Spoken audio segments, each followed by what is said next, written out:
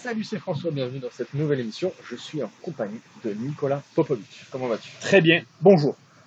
Ça annonce la couleur.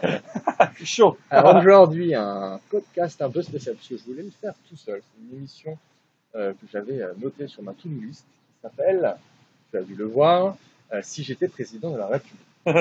Et comme Nicolas est très porté sur l'entrepreneuriat politico-fiscaliste, je me suis dit je vais le faire avec lui, pour que ce soit d'autant plus pertinent qu'il a quand même énormément d'années d'expérience et au niveau fiscal il est déjà au top. Alors, j'ai une explication, c'est que mon prof de fiscal était le directeur des finances de la région PACA. D'accord. Ok. C'était mon prof de fiscal, donc ça m'a un peu aidé quand même. Donc voilà, pour faire simple, moi ce que je m'étais dit de faire, c'était qu'est-ce qu'il faut faire en France pour bien réussir et pourquoi. Et deuxièmement, qu'est-ce qu'il faudrait changer en France, si je peux me permettre, Ouais. à notre humble échelle, Pour que ça marche mieux. pour que ça soit encore mieux. Donc voilà, je te pose la question, déjà, toi, pourquoi tu restes en France? Pourquoi tu as ton patrimoine en France? Et qu'est-ce qui fait que ça marche bien pour toi en France?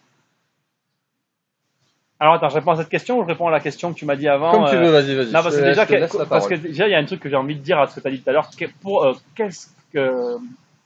Comment tu as dit la question? Tu as dit qu'est-ce qu'on devrait faire en France pour que ça marche, c'est ça?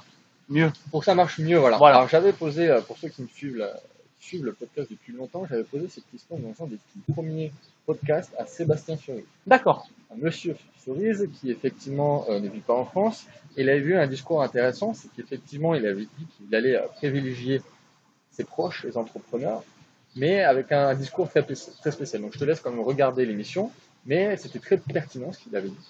Et c'est pour ça que je te pose la question, toi. Moi, déjà, ce qui ne va pas pour moi en France, ça vient des entrepreneurs.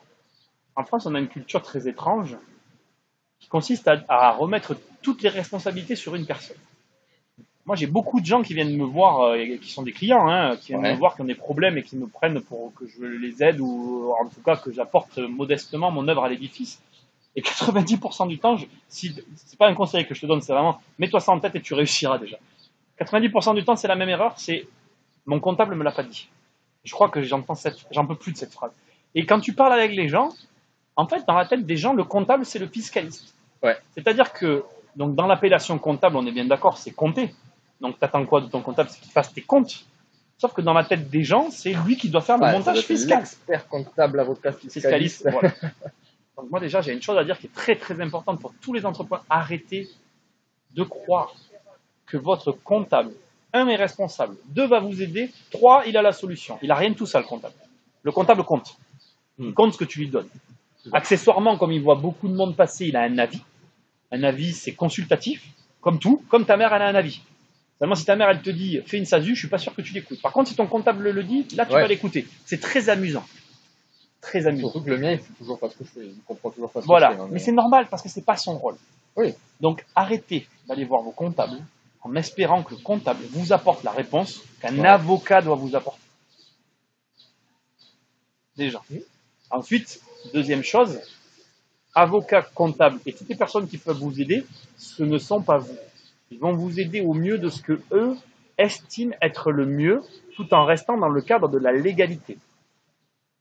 Au demeurant, c'est leur premier objectif. Mais c'est leur objectif, et ce qui est très bien. Mais toi, tu restes la personne qui prend des décisions. Ouais. Et donc, il ne faut pas hésiter, quand tu es convaincu de quelque chose, à prendre des décisions. Moi, j'ai pris souvent des décisions contre mon comptable et mon avocat, et j'avais raison. Et j'ai pris des décisions contre mon comptable et mon avocat, et j'avais tort. La vérité, c'est es-tu prêt à supporter des conséquences? Et à cette question... Alors là, Nicolas, comment on se fait dans le cas où effectivement on est devant quelqu'un qui n'a aucune connaissance, qui vient de se lancer, quelqu'un de très jeune, et qui n'a pas déjà cette confiance pour se lancer dans sa propre activité? Je comprends ta question, mais là-dessus, je n'ai pas la pose parce que c'est quand même 84% des mais je sais, mais tu peux pas. Il faut que tu es obligé de forger ton opinion et de prendre ta décision. Je pense que le meilleur conseil, c'est que ça ne soit pas. Il faut pas que la décision que tu choisisses soit à 100% celle de ton comptable, par exemple. Si ton comptable te dit que tu dois faire une SASU et que tu fais une SASU, il faut pas que tu fasses la SASU parce qu'il faut pas que la raison pour laquelle tu fasses la SASU soit à 90% du fait que le comptable te l'ait dit. Il faut que la décision soit prise parce que derrière, tu as pris des renseignements et qu'il n'y ait pas plus de 30 ou 40% du conseil du comptable dans la prise de décision. Je pense qu'il faut que les décisions que tu prennes doivent découler non pas d'un conseil extérieur, mais d'une recherche et d'une prise de décision intérieure. C'est très important. Parce que dans le cas où c'est le comptable, on va prendre le cas où le comptable a raison. Et tout va bien. Tu seras content et j'entendrai jamais parler de toi. Mais dans le cas où tu avais raison, et le comptable a tort et tu perds des dizaines, voire des centaines de milliers d'euros à cause, non seulement tu es hyper en colère, tu auras eu raison, mais c'est quand même toujours ta faute. Dans les deux cas, peu importe ce qu'il arrive, c'est quand même toujours ta faute. Responsabilité aussi. Voilà. Moi, je pense que, ce que je veux dire déjà, voilà, pour moi, c'est tellement important parce que mais tout ce que je vois des gens qui changent de comptable parce qu'ils sont pas contents de leur comptable, mais parce qu'en fait, 90% du temps, quand vous n'êtes pas content de votre comptable, tout part de vous, en fait. Ça part de nous. C'est-à-dire qu'au début, on a fait des choix parce qu'il nous les a conseillés. Après, comme on veut quand même en faire qu'à notre tête, on veut quand même repartir sur notre idée de départ. Mais comme on a écouté son conseil, on est bloqué. Alors on fait quand même, on se retrouve dans l'illégalité. Finalement, on veut changer de comptable. Mais en changeant de comptable, tu auras le même problème parce que tu as toujours pris de mauvais choix au début. Ouais. Et tu t'imagines pas, mais comment cette décision de départ qui vient d'un comptable qui n'est pas là pour ça, elle influe sur tout le reste de la vie de l'entrepreneur. Moi, c'est pour ça que je voulais absolument. Tout à l'heure, quand tu as dit ça, ça m'a fait tilt. Voilà, je voulais absolument le dire. Voilà, déjà, tu as raison, c'est difficile de prendre des décisions, c'est difficile de se renseigner, d'être au contact de gens qui vont te donner des avis, mais il faut que tu t'obliges à le faire. Et, j'ai dit quelque chose tout à l'heure en rigolant, mais je le pense, si ta mère te conseille, elle, de faire une SAS et ton comptable de faire une SASU, regarde ce que chacun des deux te dit de la même manière. Parce que il n'y a aucun avis qui est mauvais. Ce qui est mauvais, c'est de prendre une décision sans réfléchir. Et je voulais absolument le dire parce que je vois trop d'erreurs avec ça. On aime beaucoup les diplômes en France. Ah oui. Du moment que tu as un intitulé, c'est toi meilleur. Alors là, on pourrait repartir sur une autre vidéo. Et je vais essayer de la faire courte. Moi, je suis très mitigé sur ce point de vue-là. Ouais. Je vais t'expliquer pourquoi. Parce que au départ, je n'étais pas pro-diplôme. Mais de passer mon diplôme m'a appris à gérer l'argent des autres. Et précisément, c'est ce que je reproche aujourd'hui à certains de mes amis sur le web, c'est qu'ils parlent de l'argent des autres comme si c'était leur argent. Ouais. Or, s'ils avaient passé le diplôme, ils sauraient qu'on ne peut pas conseiller quelqu'un sur la base de ce qu'on a fait. Et que c'est la base d'un bon enseignant.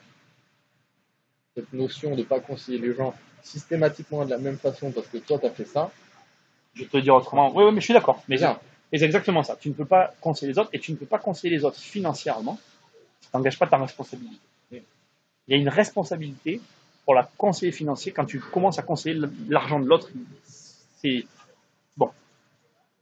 Est-ce qu'on peut arriver à faire quelque chose sans diplôme ou est-ce que quand on a un diplôme, on peut faire plus que les autres? Moi, je pense que ça n'a aucun rapport, mais on est dans un système où on nous demande des diplômes. Et quand tu aimes vraiment quelque chose, tu fais ce qu'il faut pour avoir ce qu'il faut. C'est ma vision des choses. Après, ça n'engage que moi. Moi, j'aime pas les diplômes, je déteste ça. Le jour où on m'a dit, le jour où j'ai réalisé, Nicolas, pour conseiller les gens financièrement, il faut tel diplôme. Pour leur gérer leur argent de leur location, il faut tel diplôme. Qu'est-ce que j'ai fait? J'ai passé mon diplôme. Et je l'ai eu. Pour un mauvais, non, pas du premier coup, du deuxième, mais pour un mauvais, c'est bien. Le premier coup, j'ai eu 8 matières sur 10, et le coup d'après, j'ai eu les 2 qui manquaient. Voilà. Donc, on s'est complètement égaré, bien sûr. Et donc, revenons au début. Au début, tu me disais, qu'est-ce qu'il faudrait changer en France pour que ça marche, c'est ça? Alors, je vais le tourner autrement. Voilà. Tu es président de la République. Quelle serait ta première mesure? Ça va vous faire tout le monde. Tu sais, le slogan liberté, égalité, fraternité. J'en supprime 2. Ouais. Supprime égalité et fraternité. Je garde que la liberté. Déjà, avoir 3 slogans, c'est pas en avoir. Mon avis personnel. Au revoir. C'était le mandat de 5 ans. Voilà. Après, qu'est-ce que je fais? Du coup, je viens de déjà répondre quasiment à 80% de la question. Tous mes actes tiraient dans ce sens-là. C'est-à-dire que pour moi, aujourd'hui, le vrai problème de la France, il est justement dans la liberté. C'est-à-dire que je trouve qu'on n'est pas vraiment libre en France. Donc, je travaillerai sur les libertés individuelles. Je m'explique. Sans chercher. Oula. Regarde. What the fuck? Ça arrive des fois. Voilà, il nous a rappelé. Je travaillerai donc sur les libertés individuelles sans vouloir casser la fraternité, sans vouloir casser le code de la bonne conduite en société. Une des premières choses que je ferai, c'est je permettrai aux gens d'avoir le choix. Donc, je pense aux retraites. C'est-à-dire Je pense aux retraites. Ouais. Ouais. Je pense aux retraites parce que je suis assez scandalisé du système retraite français, dans le sens où nous, les gens qui travaillons, avons une retraite par répartition et nos dirigeants ont une retraite par capitalisation. Déjà, moi, j'abolirais ça.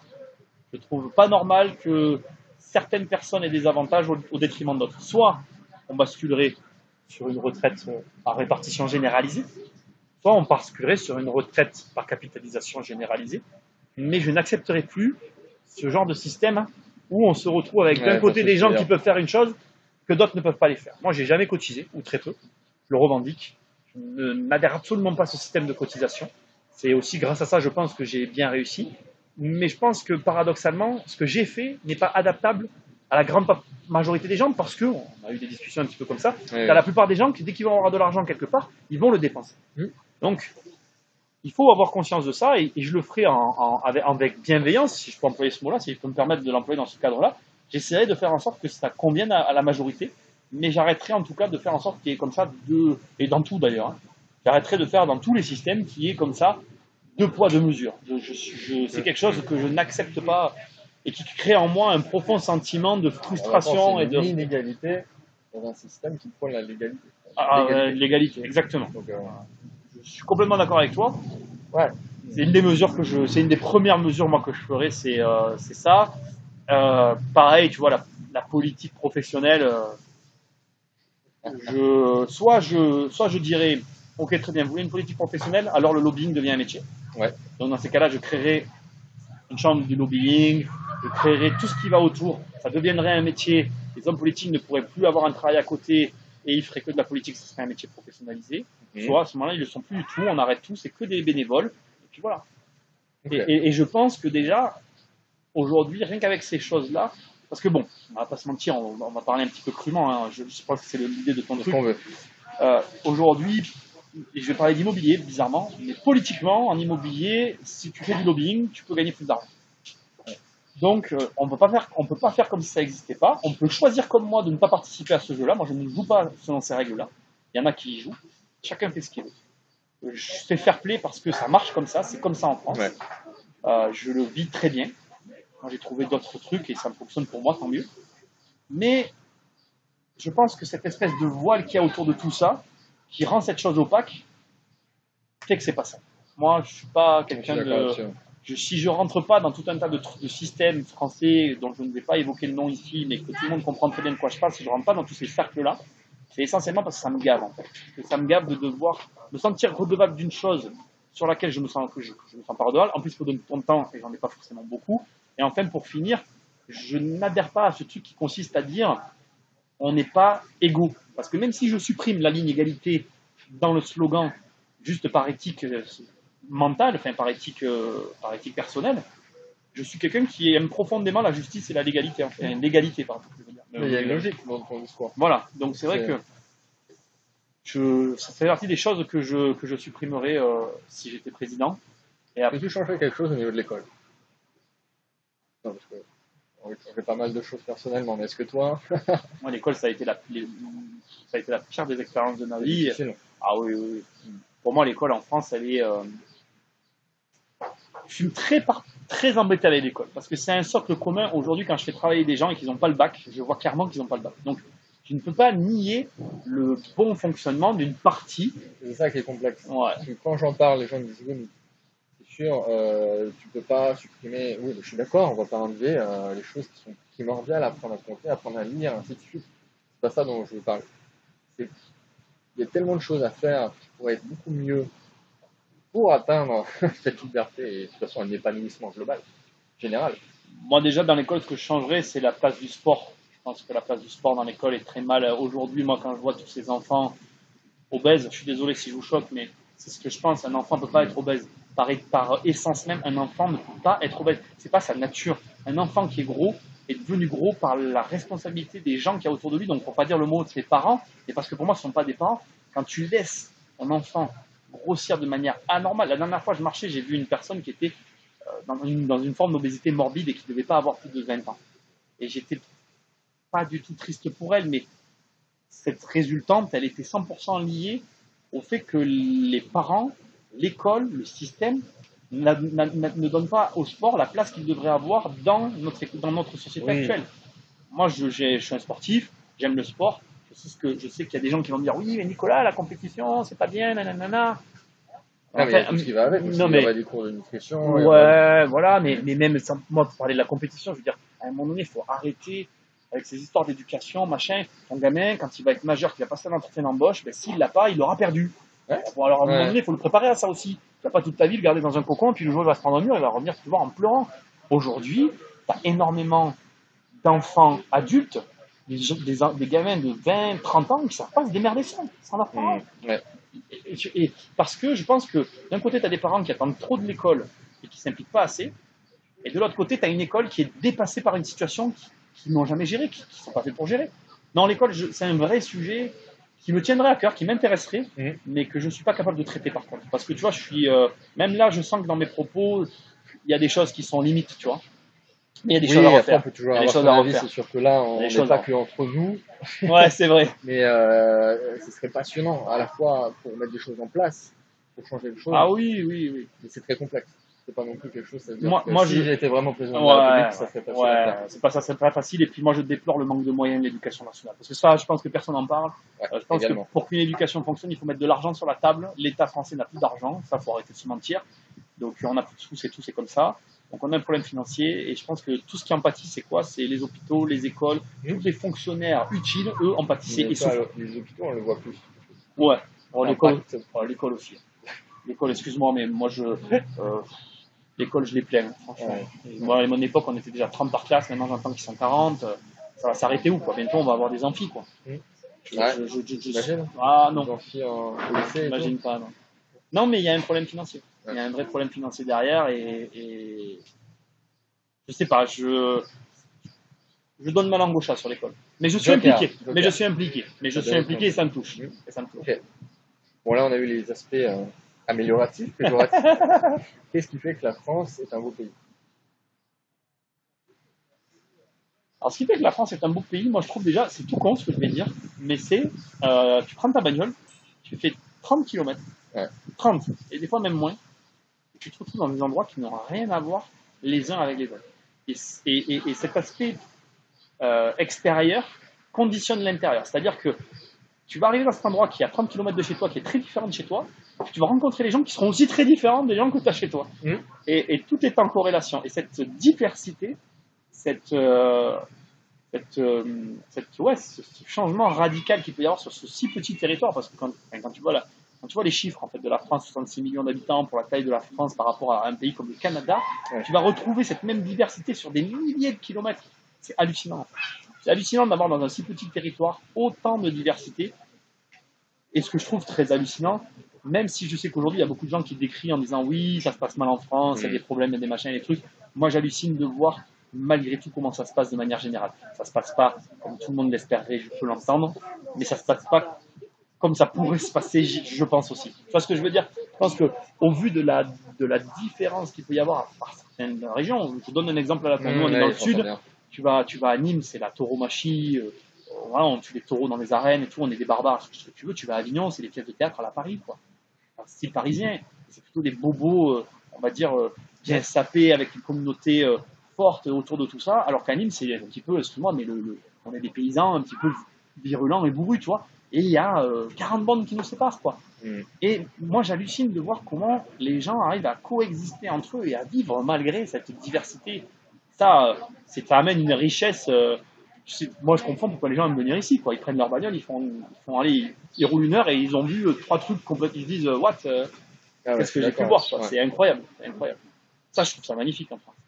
Ça et puis les gens sont quand même en France. On peut dire ce qu'on veut. Oui, il y a des problèmes comme partout, mais globalement, 9 Français sur 10, tu peux avoir une discussion avec eux. Même si certains sont moins polis que d'autres, ils sont quand même polis à leur juste mesure et en fonction de la journée qu'ils ont passée et du moment auquel tu vas les prendre. Mais j'ai envie de te dire comme partout, non, moi je me plains. J'ai du mal à me plaindre de mon pays. Je suis comme tout le monde, comme j'ai dit tout à l'heure, voilà, je me plains plus de ce que j'ai dit tout à l'heure, de ce système que tu vas ressentir en termes d'inégalité qui parfois te touche et te fait du mal, parce que quand tu as un sentiment profond de justice, ça va te toucher, que du reste. Le reste, moi, je trouve que la France reste un beau pays. Et du coup, l'entrepreneur en France. Ah, l'entrepreneur. L'entrepreneur en France. Est-ce que tu veux apporter ta pierre à l'édifice sur ce sujet-là? Ah oui, si tu veux. Et tout à l'heure, je te disais un truc qui t'a intéressé. Moi, je pense Ouais. qu'il y a des gros entrepreneurs en France qui ont intérêt à ce que des petits entrepreneurs ne comprennent pas comment ça marche. Je pense vraiment qu'aujourd'hui, Et en quand fait, tu le dis, ouais. mais oui, c'est sûr, c'est pas commun c'est pas possible. C'est pas possible. De toute façon, il faut réfléchir 2 secondes. Moi, j'aime bien apporter ce genre de réflexion. C'est pas possible qu'un pays comme la France attire des investisseurs du Qatar, des fonds de pension américains. Moi, en immobilier, j'en vois passer. Hein. Là, tu as une Russe richissime qui est en train d'investir des millions et des millions d'euros à Arles. Comment t'expliques que des gens qui viennent de l'extérieur, soi-disant, on n'arrête pas de nous dire la France, c'est un enfer fiscal. Pourquoi eux viennent? Eux qui sont si riches, pourquoi ils viennent? Alors, ok, là que la France a passé des accords, là encore, tu vois, il y a des inégalités sur lesquelles je reviendrai peut-être. La France a passé des accords, tous les ressortissants étrangers ne payent pas la CSG, CRDS. Mais c'est normal parce que c'est un impôt pour les retraités, donc ça s'explique derrière. Mais ceci étant, c'est quand même une injustice puisque c'est un impôt qui peut être perçu comme punitif de 15%, 15,5%, et qui vient prendre de l'argent à des gens qui en donnent déjà. Donc je peux entendre les deux parties. Mais au demeurant, tu as quand même des capitaux extérieurs qui viennent. Et cette année, c'est une des années où on est reparti à la hausse. Hein. C'est une des meilleures années pour la France, cette année. Donc il faut quand même bien que tu comprennes que la France, l'entrepreneur en France, ben moi je vais te dire ce que j'en pense. La France, premièrement, elle a un système de notaire et de cadastre qui est un des systèmes les plus sûrs au monde. Ouais. Donc quand tu places de l'argent, tu le places pourquoi? Pour être sûr de le retrouver, non? Si je m'abuse. Et ça c'est un argument que je cite souvent. C'est que l'immobilier en France, il faut aller voir ailleurs. Ah ouais. Mais moi j'ai un ami, il a investi en Madagascar, il m'a expliqué comment il avait investi. Excuse-moi, je rigole parce que ça me fait sourire. Parce que jamais j'aurais mis un sou dans les conditions dans lesquelles il les a mises. Il passe par un prête-nom qui je sais pas quoi fait je sais pas quoi pour lui, qui en échange il doit le donner je sais pas quoi non plus. Enfin, bon bref, c'est un truc à dormir debout. Et il me dit non mais t'inquiète, ça craint pas. Moi j'hallucine, les gens en fait, ils sont fous en fait. Je pense que à vouloir gagner de l'argent trop facilement, ils perdent de vue l'objectif. Tu sais, je vais te parler de... C'est trop... ça va te surprendre ce que je vais te dire. Je vais te parler de Bernard Tapie. Oui. Je vais te parler de Bernard Tapie. Dis-le tout. Je parle à tout le monde. Là. Imagine une seconde. Tu es Bernard Tapie. Et tu as investi en Madagascar avec un prête-nom. Ouais. Et il t'arrive ce qui t'est arrivé. Exactement. Tu imagines la vie de Bernard Tapie pendant 2 secondes. En Madagascar avec un prête-nom. Et à la fin, tu gagnes le procès. Qui encaisse l'argent? Est-ce que tu penses que Bernard Tapie aurait fait ce qu'il a fait en Madagascar? Ou dans un pays à la con pourri? La réponse c'est non. Ouais. Parce que, avant toute chose, l'investisseur, l'entrepreneur, une personne qui comprend comment fonctionne l'argent, ce qu'il a compris avant tout, c'est que là où il met son argent, il y a une dose de contrôle qui va être plus ou moins grande en fonction de là où il l'aura mis, c'est-à-dire le contrôle, la capacité de le mettre et de le reprendre, une dose de maîtrise, la maîtrise du business qu'il aura mis en place, la maîtrise de ce qu'il va pouvoir faire, la maîtrise aussi de l'élargissement du travail qu'il va pouvoir faire, et après, il y a une dernière dose de perspective. Tu vas pas mettre ton argent dans un endroit où il n'y a aucune perspective.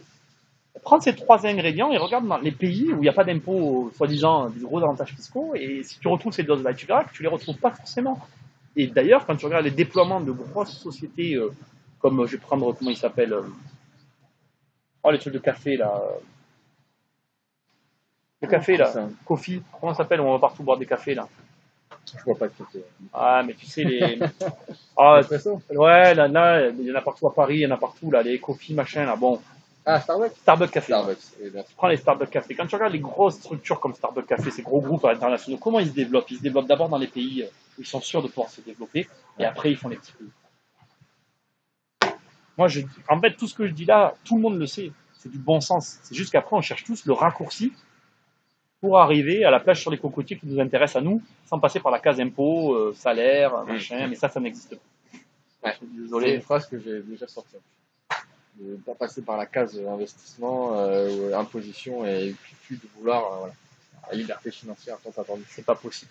Tu es obligé de travailler, de passer par des étapes nécessaires à ce processus et voilà. Mais de toute façon, ça n'arrive à rien. Si il faut apporter de la valeur. Oui, c'est ça.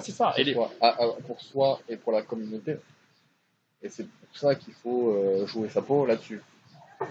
De toute façon, si en France il y a 66 millions de personnes et qu'il y en a beaucoup plus que dans un État, comme le Canada par exemple, enfin le Québec je crois, on est plus d'habitants en France qu'au Québec. Si je dis pas C'est de possible. On a plus d'habitants sur le sol français qu'au Québec, sachant que le Québec, c'est X fois la France. C'est bien que la France, elle apporte plus de valeur que d'autres pays, pour aller dans le sens de ce que tu dis. Donc voilà, la réflexion, moi je la construis comme ça, la France, elle est pas morte. Ça filme plus depuis un certain temps. Ça fait combien de temps là que t'as enregistré? Ouais, c'est reparti là. Donc là, on a l'entrepreneur, le profil entrepreneur et l'investisseur. L'investisseur immobilier. Ah, Parce que ça aussi, là, j'en vois passer des investir en Estonie, investir en Bulgarie, investir à droite à gauche, aux États-Unis énormément. bon, alors moi, les États-Unis, je suis mal passé, je vais le faire, donc ouais. C'est pour ça que je t'en ai dit aussi. Ouais, les États-Unis, si tu veux, après. Mais bon, pour moi, les États-Unis, je le vois. En fait, j'ai une idée de business aux États-Unis et donc je veux acheter pour pouvoir entrer. Dans ma tête, en fait, l'achat immobilier, c'est le ticket d'entrée pour l'entrepreneur. Ok, ouais, non, Voilà. c'est une logique. Après, si tu veux aussi, bon, les États-Unis, ce qui m'intéresse, c'est le système anglophone de financement. Il faut savoir qu'aux États-Unis, on finance par le capital. Ça m'intéresse aussi. Il faut y avoir accès. Donc, il y a comment dirais-je, les États-Unis, j'ai une problématique, j'ai des intérêts qui se mélangent, c'est-à-dire d'investisseurs, d'entrepreneurs et de financiers. J'ai les trois intérêts qui se mélangent et qui m'attirent. En fait, si tu veux, l'investissement en France, pour moi, il est très rentable. Très rentable pour une raison. Je vais en évoquer une qui est absolument dégueulasse, mais je vais quand même l'évoquer, sachant bien que je ne la pratique pas. Mais ne serait-ce que par rapport aux aides sociales. Bien sûr. C'est une vraie raison. Moi, aujourd'hui, j'ai des gens autour de moi, j'en connais certains qui n'ont basé leur stratégie que là-dessus. Ouais. Je ne le ferai pas, mais eux le font. Et ça marche. Et c'est une vraie stratégie. Donc rien que là, tu as une valeur intrinsèque qui résume, que certains, avec amusement, se disent, traduisent par je suis fonctionnaire. C'est très grossier, je ne suis pas d'accord avec tout cet état d'esprit, mais je le dis quand même parce que bien sûr. pour des pays comme les États-Unis, c'est une aberration en fait. Prends un Américain, on le met ici à notre table, on lui explique que, voilà, je lui dis, voilà, écoute, tu prends un appartement en France et l'État va te donner 90% du loyer, le mec comprendra rien en fait. Il te dira, quoi? C'est quoi cette merde? Donc, si tu veux, il faut bien comprendre que pour certains pays externes, c'est un vrai enjeu. Bon, ok, ça c'est dit, on passe à autre chose. Après, bon, je t'ai dit tout à l'heure, voilà, le cadastre, le système juridique qu'il y a autour, les notaires, etc., il y a aussi un certain enjeu. Oui. Après, au demeurant, au-delà de tout ça, je vais te parler un peu de technique de bâtiment, même si c'est pas ce à quoi tu t'attends, mais la manière dont on construit en France, pour moi, elle a aussi une valeur. Bien qu'aujourd'hui on fasse de la merde, tu as quand même encore l'opportunité de pouvoir acheter des bâtiments uniques. Tu as certains bâtiments, moi là, dans ce que j'ai acheté récemment, j'ai acheté un immeuble, c'est un immeuble patrimonial, c'est un immeuble exceptionnel. Voilà, en pierre de taille, il est exceptionnel, de par son emplacement, de par sa qualité de construction, de par plein de choses. Et ça, c'est une vraie valeur que tu ne trouves pas dans tous les pays du monde. Ce genre de réflexion, c'est... Voilà. Ouais. Donc un investisseur, il ne peut pas ne pas être touché par ça. Regarde, je vais te donner un dernier exemple qui va finir d'enfoncer clous. Tu connais Versailles. Oui. Qui nous écoute et ne connaît pas Versailles? Bon, ben, les Américains, tu as un milliardaire américain qui a reproduit le petit Trianon. Ouais. C'est-à-dire qu'il est venu à Versailles, il a regardé un de nos bâtiments, il a essayé de reproduire le même. Ça veut bien dire qu'il y a quand même quelque chose chez nous qu'il n'y a pas ailleurs. Et ça, tu peux me sortir tous les impôts que tu veux, tous les arguments que tu veux, de manière intrinsèque, c'est une valeur qui est là. Elle est là, elle est posée, elle est accrochée à ce sol, on doit faire avec. Alors, pour le pire et pour le meilleur, parce que depuis qu'on a tous les rois, t'as qu'à voir, hein, tu vas pas visiter la banlieue de Paris, ça c'est sûr. Hein. C'est grâce aux rois qu'on visite Paris, hein, sinon on visiterait rien du tout. Hein. Mais un petit message à mes présidents, s'ils m'écoutent, s'ils pouvaient réapprendre à construire, ça serait bien. Mais ça montre que quand même, il y a quand même une réalité derrière tout ça qui est vraie. Et puis tu as des vraies personnes, comment dirais-je, d'autres pays qui veulent vivre à Paris, ne serait-ce que ça aussi. Ben, le monde entier. Ah ouais, mais des gens, mais tu t'imagines même pas, des gens, des gens richissimes qui s'achètent des trucs à Paris, qui veulent être en France. Donc, et les Français, eux, ne parlent que de partir. Moi, je suis C'est bien pour ça que je peux intervenir désespéré aujourd'hui sur cette émission. Ouais. Est-ce que tu voudrais conclure sur peut-être un point fiscal ou un conseil? Non, ça va être compliqué parce que le truc, c'est si j'étais président. Si j'étais président. Non, clairement, c'est sûr. Ça, c'était pour avoir la vision globale. Ah, mais je pense que moi, je suis pas trop. Moi, j'aime pas la politique. J'aime pas la politique pour plein de raisons que je pourrais pas évoquer sinon la vidéo durerait des heures. Mais il faut voter. Donc je vais finir sur un truc vraiment pas bien parce que c'est pas, mais il faut voter. Et c'est très important, je pense, de voter parce que, ne serait-ce que ce que j'ai dit tout à l'heure, nos présidents font notre paysage. Même si au quotidien, moi, je ne m'en rends pas compte, je ne regarde pas la télé, j'écoute pas ce qu'ils disent, ça ne m'intéresse Ouais, pas. ils n'impactent pas sur la vie. Voilà, au quotidien. C'est sûr. Mais sur leur mandat, après coup, en gros, il faut compter 3 ans. C'est-à-dire que tu fais ton président qui va au pouvoir, il fait quelque chose pendant 1 an, 3 ans après, tu en as l'impact. Donc comme ça, tu comptes de 3 ans en 3 ans. C'est pour ça que tous les chiffres INSEE, tout ça, ils sont décalés de 3 ans en arrière. Il y a un décalage, parce qu'en fait, les autorités fiscales, elles savent qu'il y a ce décalage, pour plein de choses d'ailleurs. Et il faut voter. Voilà. Je pense que c'est très important parce que même si on n'y croit plus, même s'il y a des gens qui en ont marre, et il y en a qui y croient et qui se battent pour ça, tant mieux aussi, je pense qu'il faut voter, et même quand on ne sait pas quoi voter, il faut trouver quelqu'un pour qui voter, parce que c'est trop important de rester muselé. Moi, je finirai par ça. C'est étrange, mais je finirai par ça. Non, mais je suis d'accord avec toi. Voilà. C'est encore une fois, c'est ce qu'on vient de dire. Ça nous impacte encore moins qu'on a une vision d'entrepreneur où on se dit que tout nous appartient, que c'est nos décisions qui impactent ce qu'on fait. Mais il faut les voter. On n'a pas le choix. C'est trop important. C'est trop important et ça implique trop de choses. Ok, merci beaucoup, C'est rien. Président Nicolas. J'en reste pensif. Non, mais c'était super. Merci beaucoup pour ce partage. Merci à toi, à vous, à tout le monde. Et à très vite dans une prochaine émission. Salut. Ciao. Ça me